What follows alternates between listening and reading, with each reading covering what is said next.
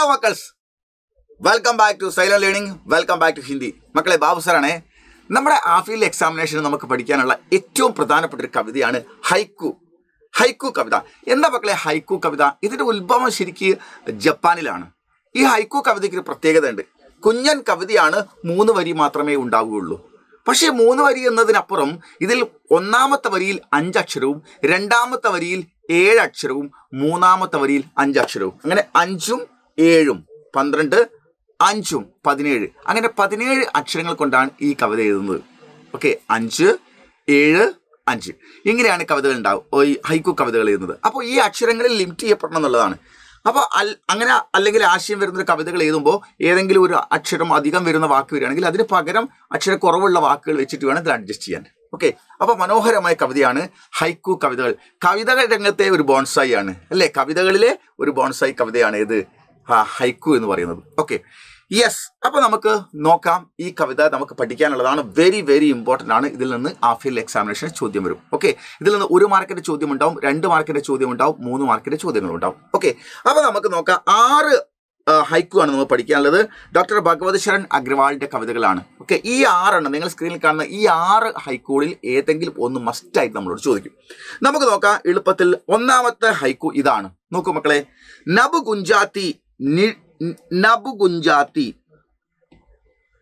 ഗുഞ്ചാത്തി need ഗിരേ ശിശു pi മണ്ടരാത്തി ma'am.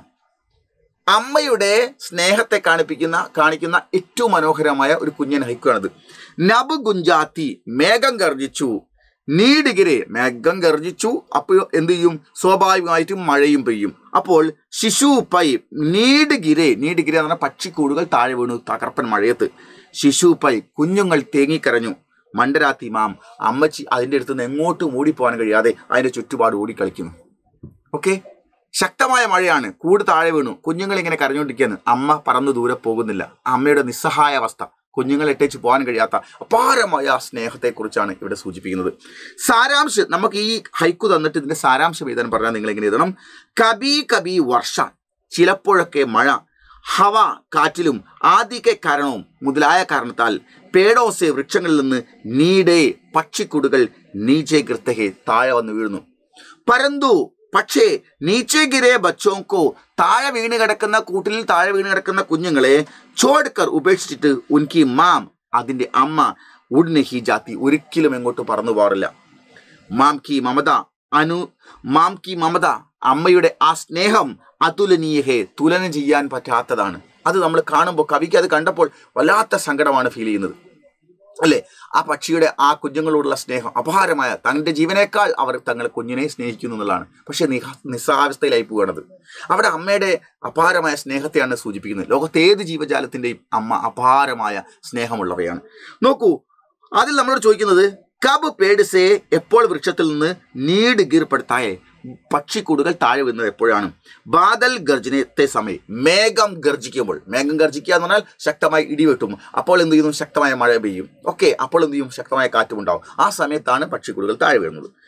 Ma'am കിസ്കെ ചാരും or ഗൂംതിരത്തി, അമ്മ എന്തിനു ചുറ്റും നിസ്സഹായമായി ഓടിക്കളിക്കുന്നു. ശിശു കെ ചാരോ ഓർ, തങ്ങളുടെ കുഞ്ഞുങ്ങളെ ചുറ്റുപാടുമാണ് ഓടിക്കളിക്കുന്നത്. ഈ ഹൈക്കു വളരെ പ്രധാനപ്പെട്ട ഒരു ഹൈക്കു ആണ്. ഓക്കെ, ഇനി നമുക്ക് രണ്ടാമത്തെ ഹൈക്കു നോക്കൂ. രണ്ടാമത്തെ ഹൈക്കു വളരെ പ്രധാനപ്പെട്ടതാണ്. ബാദോം സർസേം എന്ന് പറഞ്ഞാൽ മേഘങ്ങൾ പെയ്യുമ്പോൾ, പർ വിരഹിണീക്ക എന്നാൽ വിരഹിണിയുടെ, ആരാ വിരഹിണി?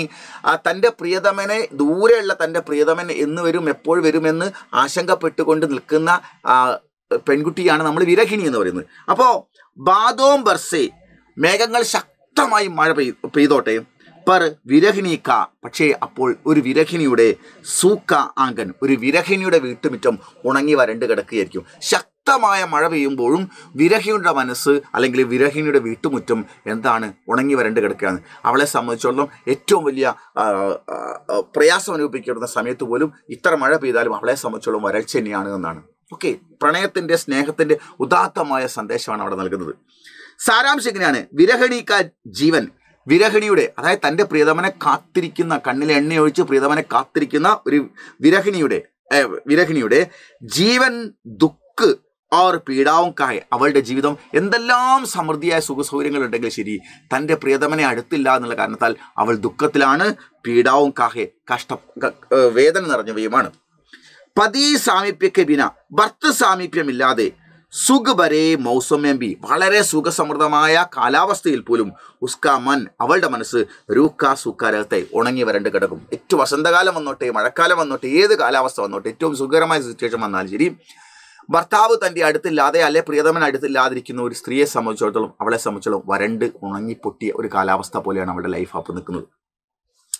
അടുത്ത ചോദ്യം, വർഷ ഹോനെ പർ ഭി കിസ്ക ആംഗൻ സൂക്കാ രഹതാ ഹെ, മഴ പെയ്യുന്ന സമയത്തും ആരുടെ വീട്ടുമുറ്റാണ് ഉണങ്ങി വരണ്ട് കിടക്കുന്നത്? വിരഹിണിയുടെ. അടുത്തത്, ആംഗൻ ശബ്ദ സേ ക്യാ താല്പര്യ ഹെ, ആംഗൻ എന്ന് പറയുന്ന വാക്കുകൊണ്ട് ഉദ്ദേശിച്ചത് വീട്ടുമുറ്റം എന്നാണ്. പക്ഷെ അവിടെ ഉദ്ദേശിക്കുന്നത് വിരഹിണിക്ക മൻ, വിരഹിണിയുടെ മനസ്സിനെയാണ് മുറ്റം എന്നതുകൊണ്ട് ഇവിടെ ഉദ്ദേശിക്കുന്നത്. ഈസ് ഹൈക്കു ക മൂലഭാവ് ക്യാ ഹെ, ഈ ഹൈക്കുവിന്റെ പ്രധാനമായ മെസ്സേജ് എന്താണ്? വിരഹ് കി പീഡ അസഹനീയെ, വേർപാടിന്റെ വേദന അസഹനീയമാണ് എന്നതാണ് ഈ ഹൈക്കു നൽകുന്ന പ്രധാനമായ സന്ദേശം. അടുത്ത നമുക്ക് മൂന്നാമത്തെ ഹൈക്കു ആണ്. മൂന്നാമത്തെ ഹൈക്കു നോക്കൂ മക്കളെ. മാൻ ന മാൻ മേ തേരാ മെഹമാൻ ബനേ ബൂട്ടാപ്പ, മാൻ ന മാൻ അംഗീകരിക്കുന്നില്ല, മേൻ തേരാ മെഹമാൻ, ഞാൻ നിന്നെ അതിഥിയായിട്ട്, ബനേ ബൂട്ടാപ്പ, ആയി മാറിയ വാർദ്ധക്യത്തെ, എൻ്റെ ജീവിതത്തിലേക്ക് കടന്നു വന്ന അതിഥിയായ, ക്ഷണിക്കാതെ വരുന്നവരാണല്ലോ അതിഥി. ഓക്കെ, അപ്പൊ അതിഥിയായ മാൻ ന മാൻ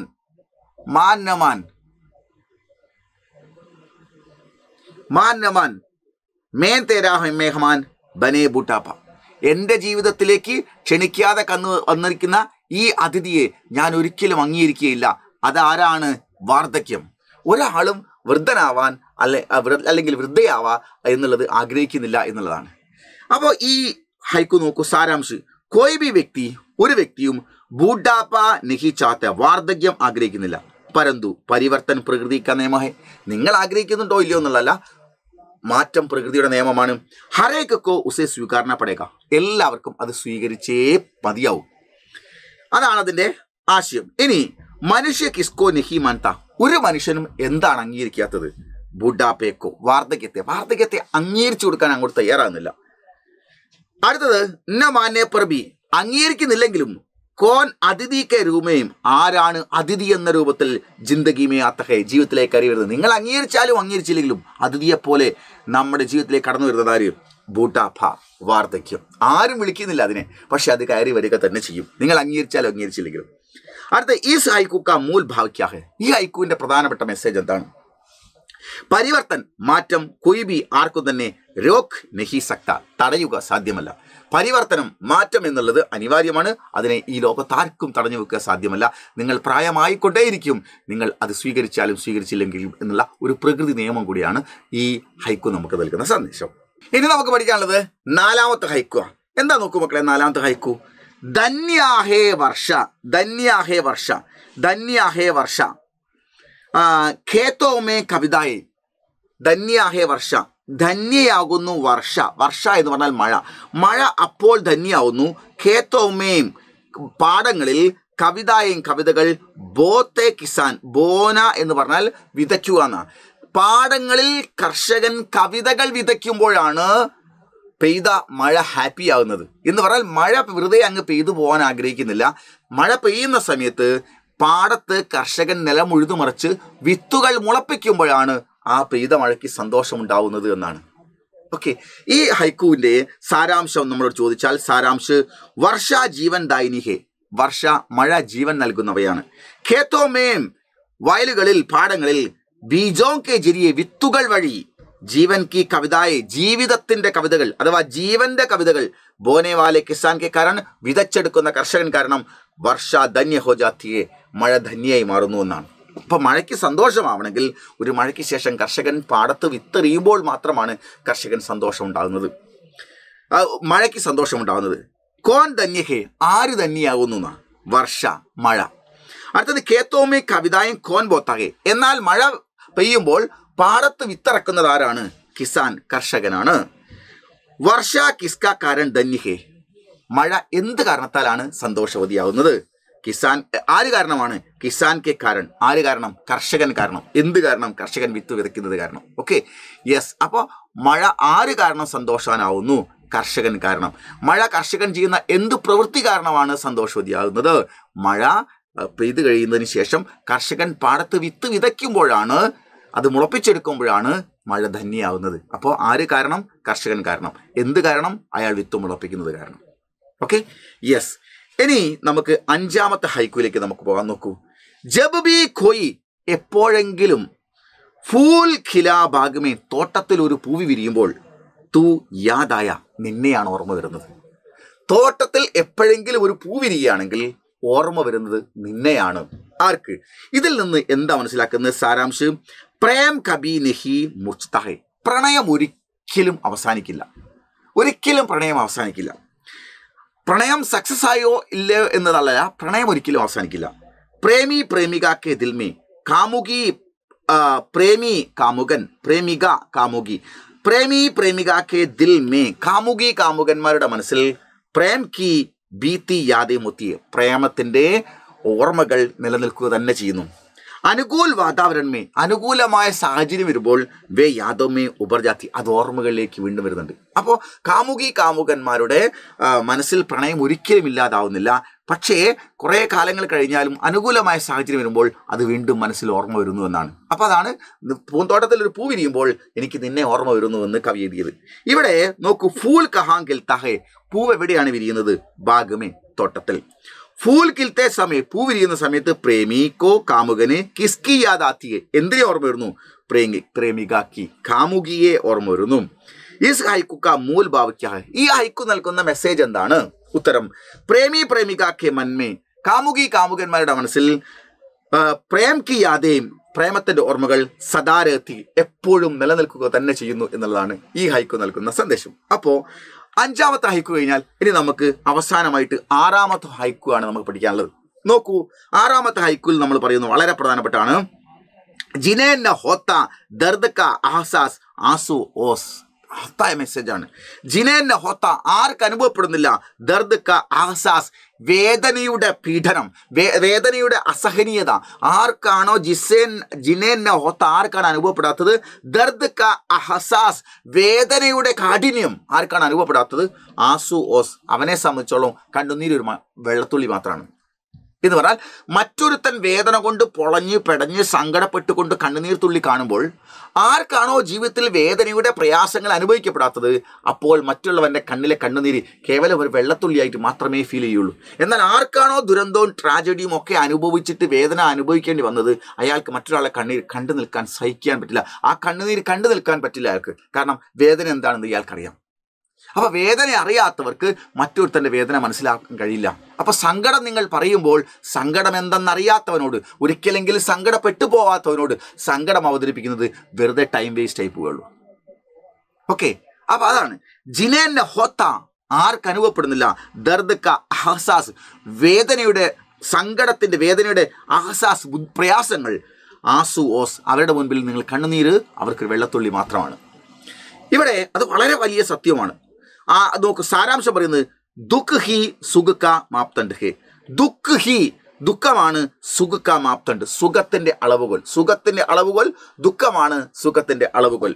അതായത് സുഖം എന്താണെന്നറിയാൻ സുഖത്തിന്റെ അളവുകൾ വെച്ചിട്ട് കാര്യമില്ല. സുഖം എന്താണെന്നറിയാൻ ദുഃഖത്തിന്റെ അളവുകൾ കൊണ്ട് അളന്നു നോക്കണം. അപ്പോഴാണ് സുഖവും ദുഃഖവും തമ്മിൽ നമുക്ക് തിരിച്ചറിയാൻ കഴിയുക. ജോ ഇസെ പഹചാൻതാ നഹി, ആരിത് മനസ്സിലാക്കുന്നില്ല, ഉസ്കെ സാമനെ, അവരുടെ മുൻപിൽ ആസൂക്ക കോയി മൂല്യ നിഹ്യോത്ത, കണ്ണുനീരിന് യാതൊരു വിലയും ഉണ്ടാവില്ല. ആരാണോ കണ്ണുനീരിന് ഒരു വിലയും കൽപ്പിക്കാത്തത്, മറ്റുള്ളവരുടെ കണ്ണീര് കാണുമ്പോൾ ഒരു വിലയും കാണിക്കാത്തത്, അവരെ സംബന്ധിച്ചിടത്തോളം അയാൾക്ക് ജീവിതത്തിൽ ഒരിക്കലും ഒരു ട്രാജഡി സംഭവിച്ചിട്ടുണ്ടാവില്ല എന്നാണ്. അതുകൊണ്ട് ദുഃഖം എന്തെന്നറിയാത്തവന് മുൻപിൽ നിങ്ങൾ കണ്ണീര് കാണിക്കുന്നത് കൊണ്ട് ഒരു കാര്യവുമില്ല എന്നുള്ളതാണ്. അവരെ സംബന്ധിച്ചോളം അതൊരു വെള്ളത്തുള്ളി മാത്രമാണ്. കിസ്കോ ആസു ഓസ് കെ സമാൻ ഹേ, ആർക്കാണ് കണ്ണുനീർ തുള്ളി ഓസ് പോലെ, ഒരു മഞ്ഞുതുള്ളി പോലെ അല്ലെങ്കിൽ വെള്ളത്തുള്ളി പോലെ അനുഭവപ്പെടുന്നത്? ജിനെ വേദന ക അഹസാസ് നഹി ഹുവ, ആർക്കാണോ വേദനയുടെ പീഡനം അനുഭവിക്കപ്പെടാത്തത്, ആർക്കാണോ വേദനയുടെ അസ്വസ്ഥത അനുഭവപ്പെടാത്തത്, അവർക്കത് വെള്ളത്തുള്ളി മാത്രമാണ്. ഈസ് ഹൈക്കു കാ മൂൽ ഭാവ് ക്യാ ഹേ, ഈ ഹൈക്കുവിൻ്റെ മെസ്സേജ് എന്താണ്? ദൂസറോं കി വേദന പഹചാൻ മാനവതാ കാ ലക്ഷൺ ഹേ. മറ്റുള്ളവരുടെ വേദന മനസ്സിലാക്കലാണ്, മറ്റുള്ളവരുടെ പ്രയാസം മനസ്സിലാക്കാണ് മനുഷ്യത്വത്തിൻ്റെ അടിസ്ഥാനപരമായ ലക്ഷ്യം. ഒരാൾ മനുഷ്യത്വമുള്ളവനായി തീരുന്നത് മറ്റൊരുത്തൻ്റെ വേദന തിരിച്ചറിയുമ്പോൾ മാത്രമാണ് എന്ന സന്ദേശമാണ് ഇത് നൽകുന്നത്. ജീവിതത്തിലെ ഏറ്റവും മനോഹരമായ ഫിലോസഫിക്കലായ സന്ദേശങ്ങൾ ഉൾക്കൊള്ളുന്നതാണ് ഈ ഹൈക്കു കവിതകൾ. ഓക്കെ, ഈ 6 ഹൈക്കു കവിതകൾ നിർബന്ധമായി നിങ്ങൾ പഠിച്ചു വെക്കണം. പരീക്ഷയിൽ നാളെ ക്വസ്റ്റ്യൻ പേപ്പറിലുണ്ടാവും. ഓക്കെ, അപ്പോൾ നമുക്ക് പരീക്ഷയിൽ ഗംഭീരമാക്കണം. മാരത്തോൺ ലൈവിൽ നിങ്ങൾ എല്ലാവരും ജോയിൻ ചെയ്യുക. നമുക്ക് ഫുൾ മാർക്ക് സ്വന്തമാക്കണം. Okay, by.